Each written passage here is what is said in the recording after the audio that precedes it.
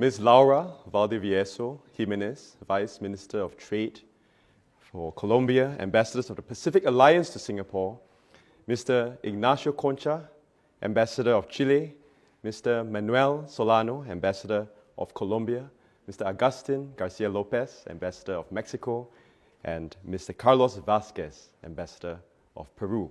Distinguished guests, ladies and gentlemen, it's my pleasure today to address you at the opening of the inaugural seminar of the Pacific Alliance Singapore Seminar Series. And this seminar was first conceived over a lunch that I had with the 4 Pacific Alliance ambassadors in Singapore just in April this year. At the lunch, we discussed how such an event would be a meaningful initiative in our shared efforts to enhance awareness and links amongst our countries. I'm glad to see that this idea has come to fruition today. It was indeed a very productive lunch. I'm also heartened by the good attendance at the seminar because it shows a wide-ranging interest and reinforces our desire to be more connected. I would like to begin by congratulating the Pacific Alliance on your 10th anniversary this year. At a time where protectionist and anti-globalization sentiments are challenging the global economy, the Pacific Alliance remains a champion for open and free trade. As a progressive group, the Pacific Alliance has made remarkable achievements over the last decade.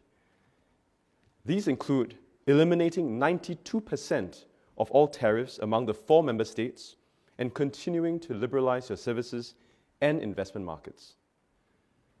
2, facilitating the flow of people and talent across borders by removing short-term and business visa requirements. And 3, establishing an integrated stock exchange known as the Mercado Integrado Latinoamericano, or MILA, which has become one of the largest stock exchanges in Latin America. Today, the Pacific Alliance has a combined GDP of US $2.1 trillion. This is akin to other regional trade groupings, for example, like ASEAN, where the GDP for the ASEAN grouping, for instance, stands at approximately US $2.8 trillion.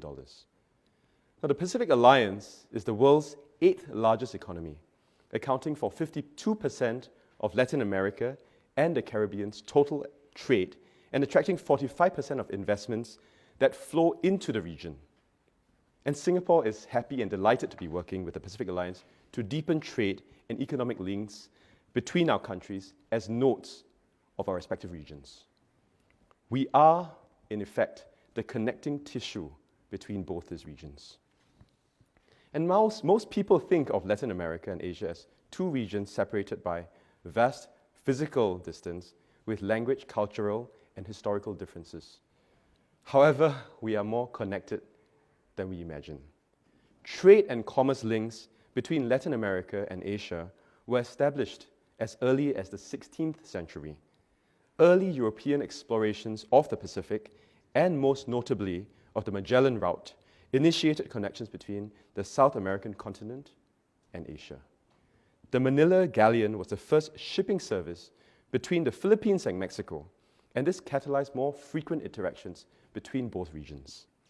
And these galleons that sailed between our regions served as vessels of trade and channels that facilitated the exchange of ideas, culture, and peoples.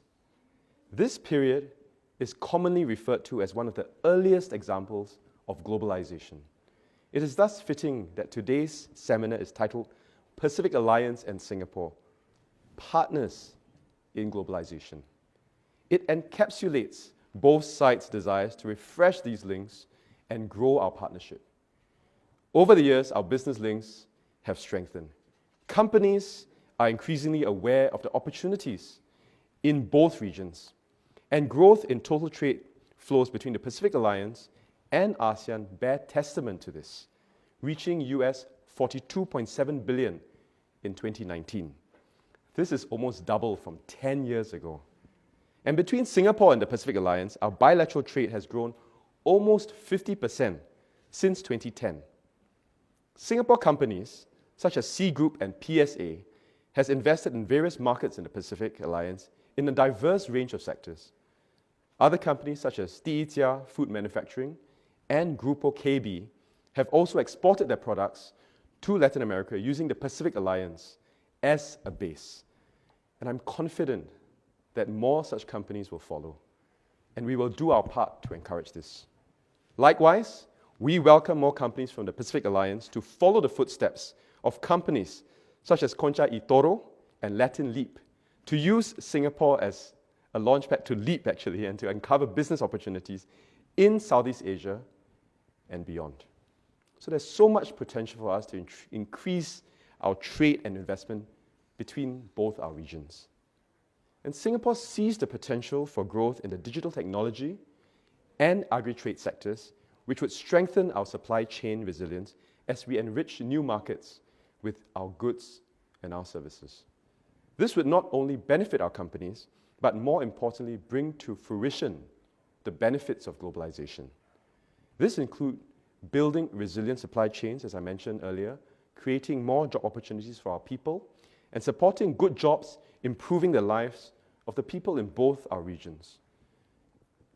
Now, galleons of the past braved treacherous seas to cross the Pacific and did not allow waves and challenging tides to stop their pursuit of better economic prospects.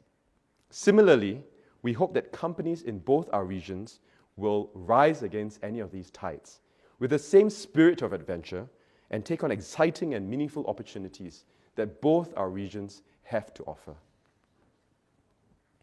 The global economy is now at a crossroads. Notwithstanding the pressures from protectionism and uncertainties arising from the COVID-19 pandemic, Singapore and the Pacific Alliance have chosen to persevere with greater economic integration instead of going down the path of protectionism. At the Pacific Alliance Summit in December last year, our leaders announced the substantial conclusion of the free trade agreement between the Pacific Alliance and Singapore. Further to this, I'm pleased to share that our chief negotiators are preparing the agreement for signature by the end of this year. I would like to commend the hard work of our negotiators who have persevered through 4 years and the COVID-19 crisis to complete the FTA. They have every reason to be proud of the fruits of their labor, and I know that they've been meeting almost every single week, working hard at this. This FTA gives businesses the assurance that their investments will be supported by a robust trade architecture. It is also our first FTA with Colombia, and this agreement enables businesses to access opportunities in our respective markets and foster greater cooperation in areas such as e-commerce, customs, trade facilitation, and maritime services. These would help to expedite trade flows between both our regions. Most importantly, this FTA sends a powerful message to our global community that our countries remain open for business, and despite the pressures placed on economic multilateralism, we want to reach out to one another and create more opportunities for our people. Once the FTA is signed, Singapore, I'm very proud to say, will be the first associate state of the Pacific Alliance. This is an honor. We are excited to be part of this platform that will catalyze closer people-to-people ties and further economic cooperation between us. This is an opportunity to do so in areas of mutual interest, such as infrastructure, digital and innovation, energy, and trade, food trade. And so I look forward to our next chapter of collaboration. I'm sure all of us here can agree that Singapore and the Pacific Alliance have come a long way to deepen our friendship and our cooperation. But we want to build on this foundation, grow our links even more, and generate opportunities for our people and our businesses. So I would like to thank again my friends, the ambassadors of the Pacific Alliance countries in Singapore, who have worked so hard to grow our relationship, and they've been persevering at this non-stop with us. I'm certain that the alliance between our countries will remain strong for a long time to come. So muchos gracias to our partner in globalization, and I wish everyone a fruitful session ahead. Thank you. Thank you very much, Minister Alvin Tan, for extraordinary